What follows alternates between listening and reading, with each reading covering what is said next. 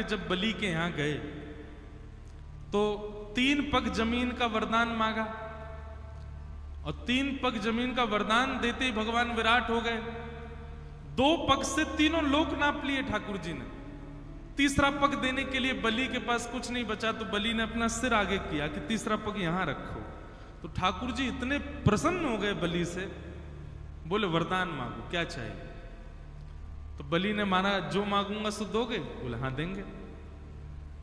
बोले मैं जब जब अपने महल में अंदर जाऊं और जब जब महल से बाहर आऊं तब तब आप मुझको दिखो प्रत्यक्ष।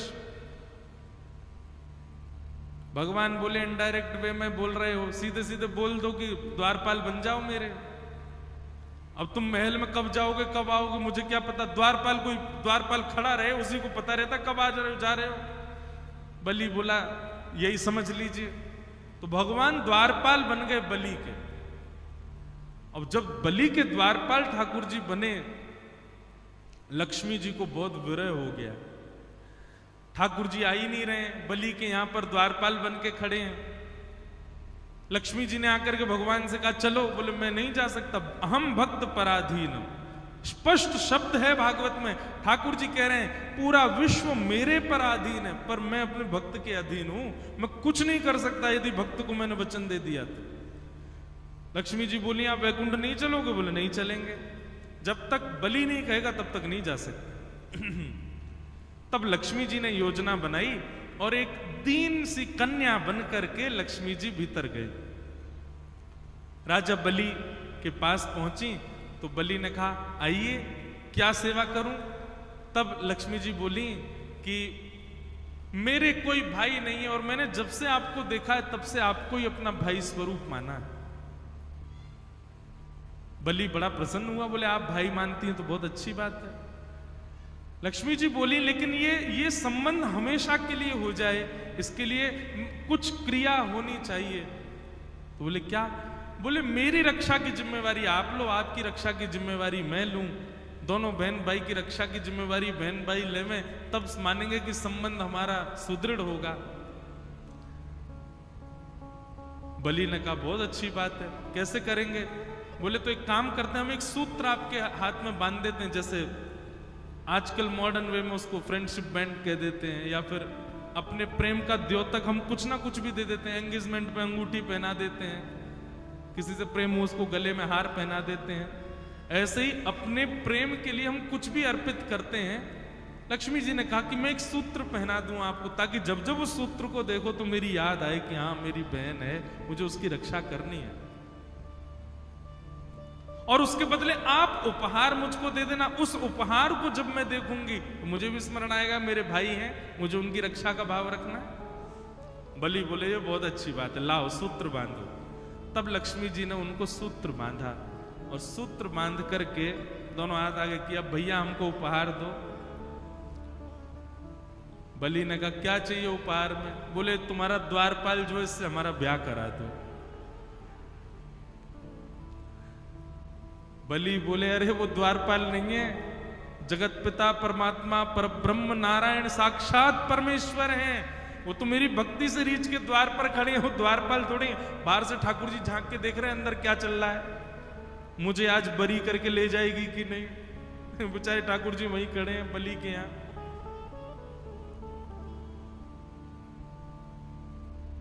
लक्ष्मी जी बोली भैया अब वही मांगा है तो वही चाहिए मुझे, आप मेरा ब्याह। अरे संभव ही नहीं है, उनका ब्याह केवल पराम्बा जगदम्बा लक्ष्मी से होता है, वो और किसी का वर्ण नहीं करते।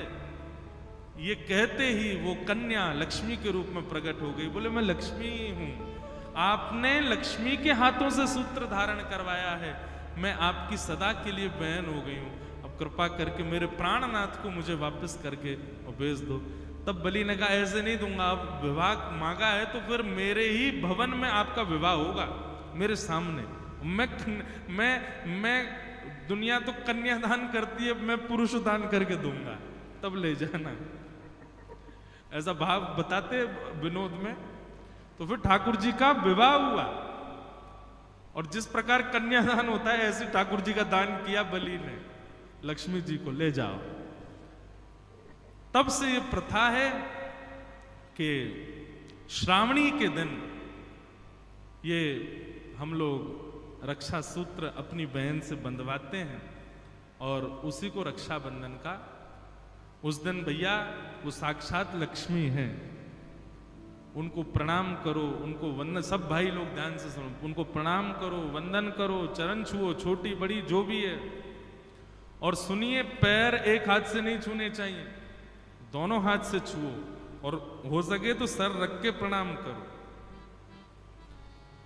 लक्ष्मी स्वरूप मानो। बंधुओं, ये आजकल जो भारत में हो रहा है ना, ये इसीलिए हो रहा है क्योंकि हम अपनी बहनों का ही सम्मान नहीं कर पा रहे हैं, तो बाहर की कन्याओं का कैसे करें? नित्य अपनी माता जी का, नित्य अपनी बहन जी का आशीर्वाद लो, उनके आशीर्वाद से कम पौरुष तो प्राप्त होगा हमको, कम से कम ये सम्मान करना तो सीखेंगे हम।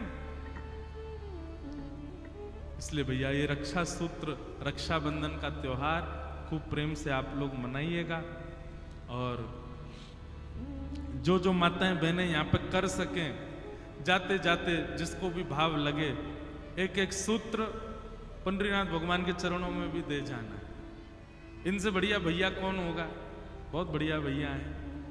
इसी नाते से सही आपको बार बार आना भी पड़ेगा, हमारे भाई हैं शिव पंडित। और यहाँ तो अवसर है, बाकी मंदिरों में तो आप सूत्र बांध ही नहीं सकते, पर यहाँ सूत्र तो शायद ना बांधने दे, पर सूत्र को उनके पास तक पहुंचा तो दोगे। इनको भाई बनाओ, तो हे मोहे नाते अनेक मानिए जो भावे।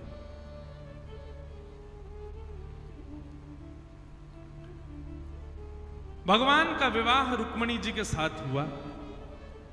रुक्मणी जी साक्षात लक्ष्मी। लोग कहते हैं राधा रानी से क्यों नहीं हुआ? राधा रानी से विवाह हुआ ठाकुर जी का। बंधुओं देखो, मैं फिर कहूंगा, श्री कृष्ण के दो रूप हैं, एक ही हैं पर दो भावों में विद्यमान है। एक ठाकुर जी का स्वभावजन्य रूप है और एक ठाकुर जी का प्रभावजन्य रूप है। प्रेमी जनों को, हमारे वृंदावन के रसिक जनों को ठाकुर जी का प्रभाव नहीं देखना, वो केवल स्वभाव वाले श्री कृष्ण के उपासक हैं।